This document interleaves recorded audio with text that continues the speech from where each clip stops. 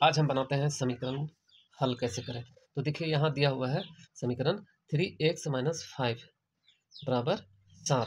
तो इसको हम हल कैसे करेंगे। यहाँ x का मान कितना होगा कि 3 से गुना करके और फिर 5 से घटा करके 7 आ जाए।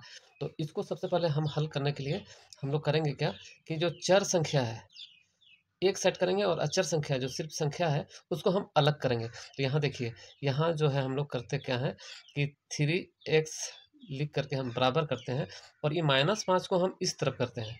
ये -5 है ना, -5 को हम इस तरफ करते हैं।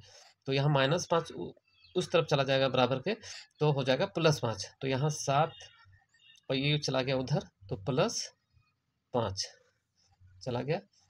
अब हम करते हैं x 3x बराबर 7 5 ये 12 हो गया 12। अब जो है यहाँ देखिए यहाँ जो है 3 और x के बीच में जो गुना का चिन्ह है, 3 और x को हम गुना किए हैं तो 3x बना है। तो ये गुना 3 को उस साइड अगर ले जाते हैं तो ये जो है भागा हो जाएगा। तो इसलिए x बराबर हो जाएगा 12/3। अब जो है ये कट गया, 4 से 4 दिया 12, तो हमारा आंसर 4 निकल गया। इस तरह से हमारा क्वेश्चन बन गया। अब देखते हैं दूसरा क्वेश्चन। दूसरा क्वेश्चन क्या है। दूसरा क्वेश्चन दिया हुआ है 2x + 9 बराबर हो गया 4x + 5। अब इसको हल करना है। तो इसको हल करने के लिए फिर इसमें भी हमको चर वाले संख्या जो है एक सेट करना है और अचर जो संख्या है उसको हम लोग एक सेट करेंगे। तो यहाँ देखते हैं, यहाँ हम अलग करते हैं। तो यहाँ 2x है, 2x और यहाँ 4x है, दोनों को एक सेट करेंगे बराबर के, और 9 और 5 को एक सेट करेंगे। तो 2x यहाँ हो गया।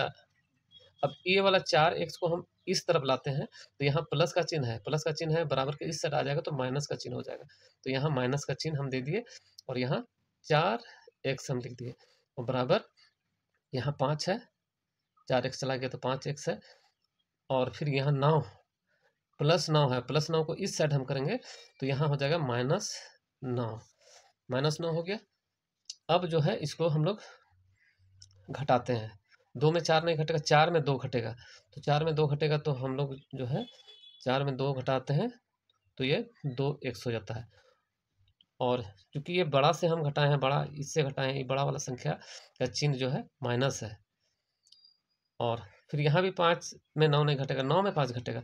तो 9 में 5 घटा देते हैं तो ये हो गया 4, और 4 घट गया तो ये जो है बड़े वाले का चिन्ह यहाँ लग जाएगा, यानी कि -4 हो गया। अब हम x का मान निकालते हैं। यहाँ जो है गुना का चिन्ह हमको पता है, तो ये 2 को हम उस साइड करेंगे तो भागा हो जाएगा। तो यहाँ 4 -4/2 -2, ये माइनस माइनस कट गया, 2 दूनी 4, ये कट गया। तो हमारा आंसर x बराबर 2 आ गया। अब चलिए तीसरा क्वेश्चन हम करते हैं। तीसरा क्वेश्चन क्या है। तीसरा क्वेश्चन है 18 - 5x बराबर 3x - 6, ये है। अब इसको भी उसी प्रकार से हमको करना है। ये चर संख्या जो है एक सेट करना है और चर संख्या को एक सेट करना है। तो चलिए हम करते हैं। ये यहाँ -x है तो यहाँ -5x लिखते हैं, ये वाला उधर चला जाएगा, ये वाला को हम इस तरफ करते हैं। तो यहाँ माइनस है, प्लस है, यहाँ 3x के बगल में कुछ नहीं चिन्ह दिया हुआ है तो यहाँ प्लस है, तो प्लस को हम इधर करते हैं तो यहाँ माइनस आ जाएगा, -3x बराबर यहाँ -6 बचा हुआ है, -6 देखिए, -6 बचा हुआ है।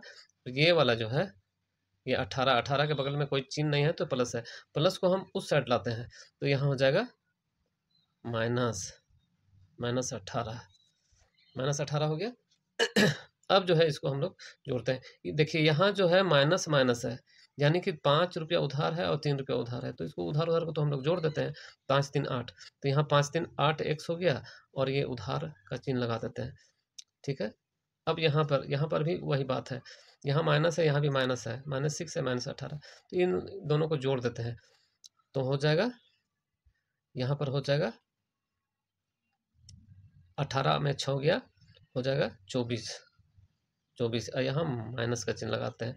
अब यहाँ हम जानते हैं, यहाँ गुना का चिन्ह है, तो यहाँ x 8 को हम इस तरफ लाते हैं, तो यहाँ हो जाएगा 24/8, और यहाँ जो है, यहाँ माइनस का चिन्ह है, ये माइनस माइनस तो कट गया, तो यहाँ हो गया 8 या 24, तो हमारा ये आंसर हो गया 3। तो चलिए अब लास्ट वाला क्वेश्चन हम सॉल्व करते हैं। लास्ट वाला क्वेश्चन हम लोग सॉल्व करते हैं। यहाँ हम क्वेश्चन हम दिखाते हैं। यहाँ 3x + 12 = 24, इसको हल करना है। तो इसको हल करने के लिए हमें ये +12 को उस पार करना है, ये 3x एक साइड रखना है, चर संख्या एक साइड, अचर संख्या एक साइड, तो यहाँ हो गया 24, और यहाँ 12 को उस पार कर देते हैं, तो यहाँ हो जाएगा -12। अब यहाँ 3x = 24 में 12 गया 12, और फिर यहाँ हम करते क्या है कि यहाँ जो है गुना का चिन्ह है, जैसा कि हम जानते हैं, इसलिए हम करते हैं 3 को उस पार लाते हैं तो भागा हो जाता है 3, तो 3 चौके 12, तो x का मान हमारा निकल गया 4। तो इस तरह से हम लोग समीकरण का हल कर सकते हैं बहुत ही आसानी से। तो उम्मीद है कि आप समीकरण का हल करना अच्छी तरह से जान गए हैं। तो इस चैनल को आप सब्सक्राइब कर दीजिए ताकि इस तरह का वीडियो आप लोग को मिल सके, और इसको शेयर करें, लाइक करें, ताकि हमें भी मोटिवेशन मिल सके, ताकि हम अच्छे अच्छे वीडियो को हम इसमें हम डाल सकें। मिलते हैं अगले वीडियो में, तब तक के लिए नमस्ते।